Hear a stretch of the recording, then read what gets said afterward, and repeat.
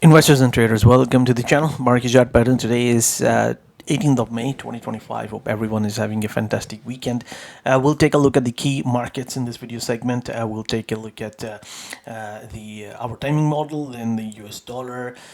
We will take a look at the gold market, the interest rate markets through the eyes of the futures, and then we will move on to the global indices. Not much has changed actually. There is a news which came out last Friday with regards to the from Moody's with regards to the US debt rating.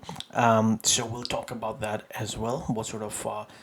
What could we expect in terms of the patterns that we are looking at and the price levels that we are following. As always, this video is for educational purposes only, and it is not a financial advice. What we are looking at is our timing model is the daily chart of Dow Jones Industrial Cash. Just wanted to reiterate that we had a minor timing coming in on the 8th of May, so that's of course in the past. And then what we saw was on the 9th of May, because we have to give it a couple of days on either side, the market actually consolidated, and then when it opened up next Monday on the 12th of May, it opened up with a pretty large gap, and we have seen a pretty strong market. So before I begin to go into further details, just wanted to let you guys know that I need some support from you guys, as I've started a Substack newsletter. This is subscription is free, and I would really appreciate if you guys would actually also, if you're interested, subscribe to the Substack. I will put the link in the description. And the reason is that in the videos I'm only able to cover certain amount. I'm watching the charts every day, all week, hundreds of charts, but I'm not able to actually make a video about them. So in this newsletter, which is going to be a weekly newsletter, I'll be able to cover quite a few more charts as well, and I think you will appreciate that. It'll just get delivered to your email inbox, and then in your own leisure time you're able to actually take a look at the newsletter post. So just want to look at some of the things on the first post that I had done with regards to some of the charts that we normally don't take a look in our videos because of the time constraints. So just I will quickly go through these. So this is the chart in which this is the weekly return of the major stock indices, and we can see that as of the past week, the nasdaq is performing really well, and then the S&P 500 returned 5.27% last week, and then this is the Indian stock market, which is the SANSEX index. It was up 3.62%. So there was some geopolitical stuff going on in India and with Pakistan. So a rise in this market is indicating that perhaps that investors are no longer worried about that. So that might be just abating because a ceasefire was declared, and then the Dow Jones Industrial is catching up. And really interesting is that the German DAX, which has been a really outstanding performer on a month-to-date and year-to-date basis, the US markets are beginning, as of last week, we had the key timing come in as well. We are beginning to see the US indices actually outperforming the world indices, including Europe and some of the Asian indices right here. And the interesting part is that on the weekly basis, look how much the VIX index fell by. It was down over 21%. And VXN, which is the VIX index for the NASDAQ 100, was down about 17%. All right, so if we just move and take a look at this on year-to-date basis, this chart is for the year-to-date basis. What we can see is, look, the German DAX is returning about 20%. It's up about 20% on a year-to-date basis, followed by the Hang Seng Index, which is the Hong Kong market. In other words, Chinese market in the Hong Kong, and then South Korean Kospi 200 is up 10%, followed by this is the CAC 40, the French index, and then we have FTSE 6.26%, and VXN on year-to-date basis is still, which is the Nasdaq 100 volatility index, is quite up as well. But the really interesting part is look where the Japanese market is. So this is where we need to be careful of this one. As the Japanese yen strengthen, we have seen weakness in their equity markets come in. Where with the dollar strengthening a little bit over the course of a couple of weeks, the yen has weakened a little bit. And then if we just take a look at some of the stocks, which my system actually on daily basis and then weekly basis and the month to date and year to date basis actually selects the top 10 stocks which are actually outperforming the S&P 500. So these the idea behind this is that these are the stocks which are actually stronger than the overall market. So let's say the S&P 500 returned 0.7% last Friday, but these stocks actually were stronger. And look at where the United Health is.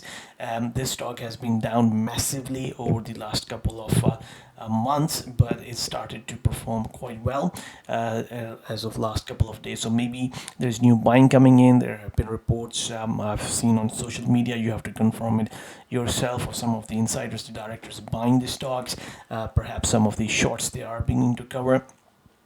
And there is a possibility that the stock is near about capitulation. So our system is beginning to pick it up, so you'll be able to actually take a look at this when you actually follow the Substack newsletter, if you wish to. And then on the week to date basis, these are the stocks which have been outperform the S&P 500. This NRG, which is the independent power producers and energy traders, this has been hitting our list for quite some time, and if you look at the chart, it's doing pretty well. And then look, this is a name, Dell Technologies. This is a dot-com era name, and it's trying to make a comeback perhaps, and its chart pattern is also looking quite nice. I had a look. Out of the Magnificent Seven stocks, Tesla has been up 17.34%. That's quite interesting. And Nvidia is not far behind. It had a pretty nice rally as well. And then you can see the rest of these stocks there, and these are the ones on month to date basis. Look, the NRG is making the list one more time. Disney is there, so that's quite interesting. And on a year to date basis, NRG is up like 77.2%, where S&P 500 is only returning 1.3%. So if you have the systems and you're watching how the markets rotations are happening, you can pick stocks which could potentially be actually beating the market overall. If the S&P 500, for example, is down, we were looking at stocks which the system was picking up, which were actually outperforming for a number of days, and PLTR was one of these stocks which kind of bottomed a little bit earlier, and Uber also started to outperform. So this is the kind of information you'll be able to get, and then this is just the first part I've done, and I'll be doing a more detailed post later today as well. So getting back to our charts now, let's start by taking a look at the US dollar. So this is the daily chart of US dollar, and we know that the US dollar we were watching for. Let me actually move on to the weekly chart. I think it's going to be a little bit easier to see. Here we go. On the weekly chart, we were watching 98 and 99 level really carefully, because it's pretty strong support. Getting below the 98, 99 level means that this US dollar could go much lower, and we had these down targets. So we have seen a rally. It's approaching the 38.2% retracement, but I'm not really sure if this market will be strong enough to get there, and I'll show that what I mean by taking a look at the Euro USD chart. But it's still got a potential to maybe get up to this level. But if you look at this rally, it's not as strong as this rally was. It's kind of a weak rally, but again, we have got 1, 2, 3, 4 about a month where we are making weekly closes in the positive. So we have to take that into consideration. But looks a little bit of weakness coming into this market as of past week. And if we just go down to the daily chart, we can see that there has been a pullback right into the 38.2% retracement of these lows right here. So getting below this 38.2% retracement would indicate that more selling pressure is coming in. As long as it's being held, I think it's still got a chance to actually reach the 38.2% retracement. Right. Okay, so now let's take a look on the flip side by taking a look at the Euro USD. So the Euro USD it found pretty good support from the harmonics right here. 61.8% retracement, 38.2% retracement, and this is why I think that the dollar index might not get to its 38.2% retracement that we're looking at, because the euro is getting pretty good support right here. And because of that, the euro is about 51%. If the other pairs, such as the Japanese yen and the British pound and the Canadian dollar, if they also begin to strengthen against the US dollar, then the chances are we might have seen an important high in USD as of last week. So here is the weekly chart, and we have this purple ABCD. The chances are this is where it is going, as long as in particular is held by this 38.2% retracement. And if we were to take a look at the British pound right here, the British pound, it's doing slightly different kind of a pattern, although ABCD, but right also at the 1.272 expansion of this entire trading range. So we have seen resistance come in, but look, the pullback has been pretty shallow. It's not even done the kind of pullback it did right here in this BC leg. So the chances are that it wants to move higher, and then we could have the 1.618 expansion coming in at around 1.38. Okay. Also, we're just analyzing the charts, and it's got this potential of an inverse head and shoulder pattern, and then of course breaking above the 143 level is where this British pound could strengthen quite a lot against the USD, or weakness coming with the US dollar, in other words. So quite interesting stuff which is happening with the within the currencies and the US dollar in particular. Now let's take a look at the treasury market. So let's start by taking a look at the 2-year treasury note. This is the weekly chart. This is in the yield format. So on the y-axis, which what we see is yield, and we have seen that over the course of 1, 2, 3, 4, about a couple of months, there's trading range behavior, but this market has risen quite a bit, finding support from the structure right here, but we also can see that there is like a trend line right here which is kind of capping it, and then ultimately it's becoming a triangle. Now one of the things is this with these triangles, which I like to call the dynamite triangles, because when the price moves out of either side, it's a pretty explosive move. So it's like a dynamite explosion kind of thing. So if right here we have the 200-week moving average as well, so maybe there is something going on which is kind of keeping in this trading range on the weekly chart, but the yields have moved higher. And if we were to break below this, then it's got a lot of room to the downside where it could move. In other words, the yields moving lower, around 3%, 2.97% is where we have structural support. Getting above this, there's it could move towards these highs. So again, trading range behavior on the weekly chart, but on the daily chart, let's take a look. What are we looking at? And on the daily chart, here we go. I think where the market actually closed as of last Friday, the last week, where the market hit these levels, right in this is a resistance zone. If the market is able to get above this, then I think we are looking at 4.63 and possibly even 5%, which is the unlikely scenario, personally, if I think about it, because I still think this market is in a ABCD to the downside, and we could be looking at 3.10% or even 3%. But again, this rally has taken the form of an ABCD here, and if we were to just draw a ABCD like this right here. Yeah, so it gets to right here. So this is the zone where it is strong resistance. And besides the news which came out last Friday, where the Moody's actually downgraded US credit, so on Monday we could see perhaps some sort of a spike in yields all across the term structure, and it could also indicate that perhaps the risky assets, equities, might get some sort of pullback as well. But these patterns, what they are telling us is that perhaps that sort of move could last a few days. especially around this if the market begins to turn lower from here, resistance level, that is going to be a pretty good clue, because there is bad news but good price action. In other words, yields actually move lower. That is direct market feedback that the market has already priced that sort of information in the price. And look, the bond market has been going down, or the yields have been going higher since 2020. So it's not something a really new news. And I have no idea why they decided to come out on a Friday and actually make that announcement. But the bond market has been telling us for quite some time. And perhaps this is why we saw a sort of a double bottom formation right here, and then a move right into this possible resistance zone. And if we take a look at TNX, here we go. TNX, which is the 10-year Treasury note yield.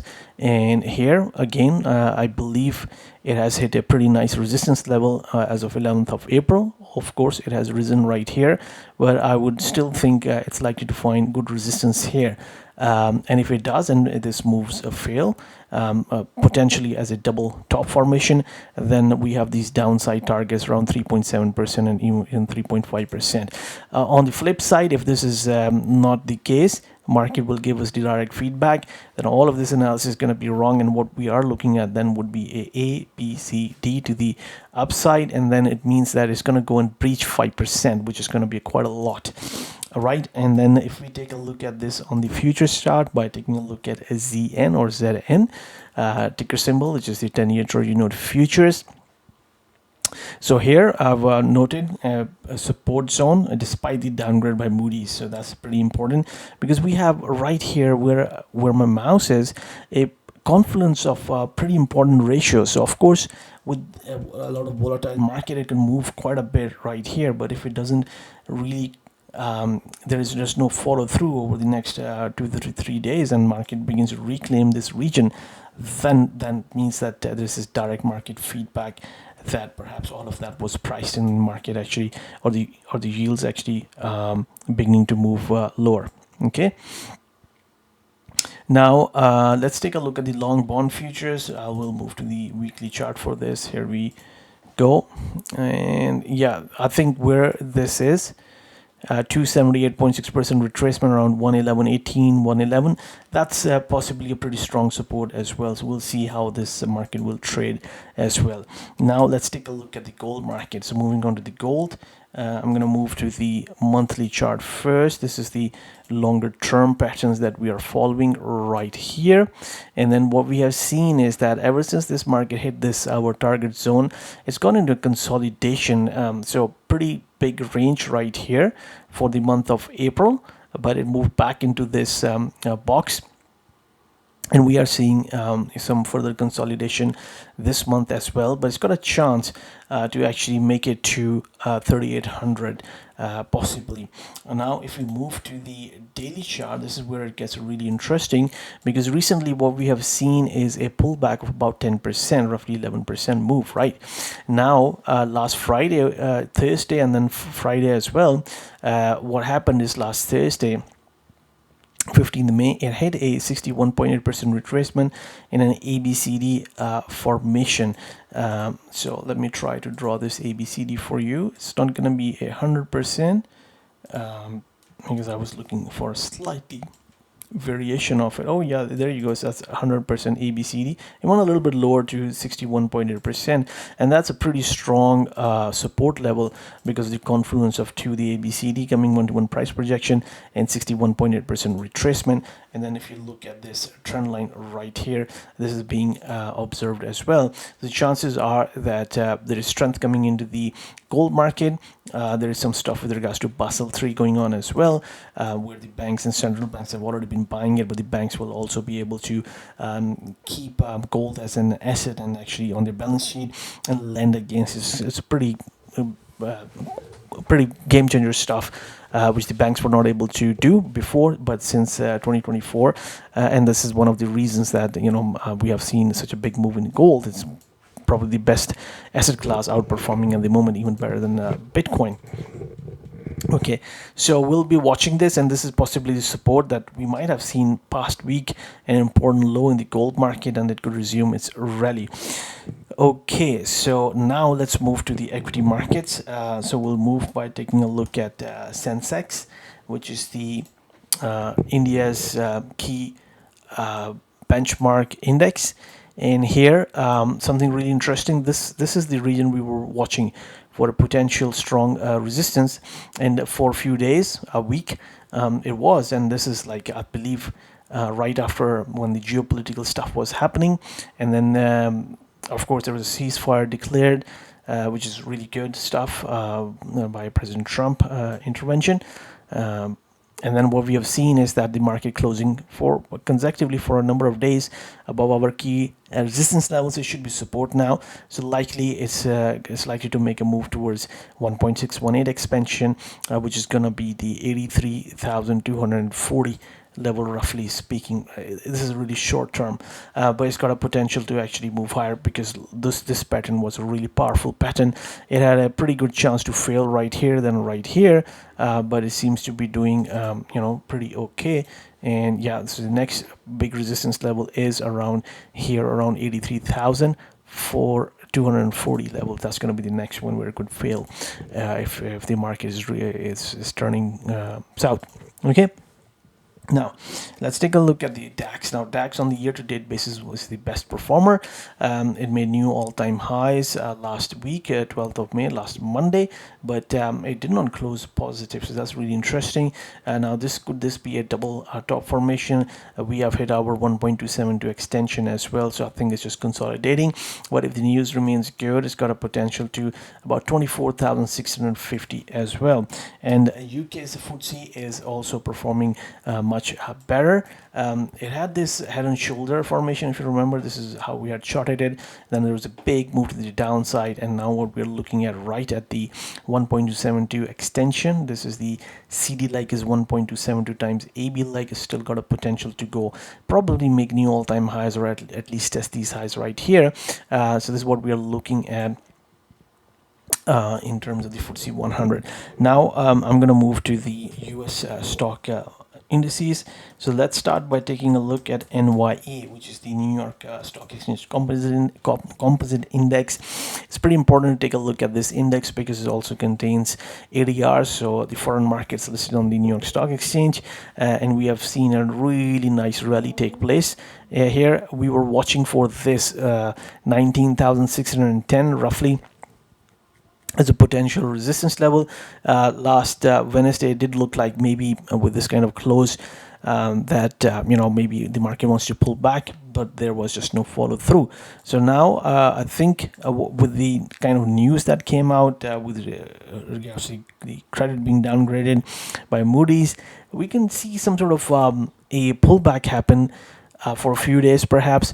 But I still think with this kind of momentum, with the 7th of April and then the 21st of April being really key important lows in the market, I think the market will recover and probably go and make these targets. So the next target is coming for us, which will be new all-time highs, roughly around 20,700. And if I were to do just an expansion of this entire move, then we could be looking at much further targets. I think that is for another day, but 21,140 might be possible. Right, now let's take a look at S&P 500 cash. Here we go. So you can see that really strong market right here, got above the 78.6% retracement. That's really good for the bulls. Also on only one day above the 1.272 extension as well, so I think it's likely targeting new all-time highs as well. So 61,150 might be on the cards, but as I mentioned, that because of this news, we could see some sort of a pullback that can happen. And if there is a pullback, let's just assume that this was the high. Now again, we don't know that, and this is where we have our 38.2% retracement, and then if we were to let's take this leg right here, and yeah, so it's got a potential to come down as much as 56 140 or at least come. This is most ideally scenario pullback, which could take this index right into this closure of the gap with this structure point C nearby. This is something which can take place, but otherwise really strong rally which is taking place. And then if we take a look at this on the weekly chart, we can see that long-term trend line is intact. You can see that. And we are look at this last week, such a big gap open, really strong how it closed, despite the news that came out, but that was pretty close towards the end. I think it's got a chance to 6,500 and followed by even nearly 7,000. This is as long as our point C, which is 7th of April lows are held, right? So now we'll just take a look at the NDX. This is the weekly chart, a really strong move. So I've not really, I mean, in terms of our analysis, not much has changed as of last week. So I'll just be really quick with it because the video is getting really long. And if we just take a look at this on the daily chart, here we go. I think it's got this chance to go and move towards new all-time highs as well, and we could be looking at 22,707. In fact, on the NQs, I think I've actually made this target as well. One of the things I would like to point out, especially on the NQs, is look, clearly the market is anticipating something because it's just really narrow range for this kind of an explosive move to take place. Last time we had something like this. Next Monday the market opened with a really big bang, and here we had a couple of such days, and then there was a really aggressive move to the downside. I'm not saying there's going to be a move to the downside, but the chances are the market was expecting something. If that sort of news is out, maybe we get to see some sort of a pullback, and then I think the market looks quite strong here. And then let's take a look at this on the weekly chart. So I think it's got a chance at 23,250. So this is what we are watching in the key indices. One index I will do really careful quickly is this S&P this Russell 2000. This is a futures chart on the weekly. This one has been one of the weakest of all the indices that we watch, and that's because of the small caps. It looks like the small caps, yeah, the interest rate situation is hurting them. It's getting towards some resistance level as well. So this situation needs to improve. So this is what we're watching in the key US stock indices. Thank you very much for watching the video.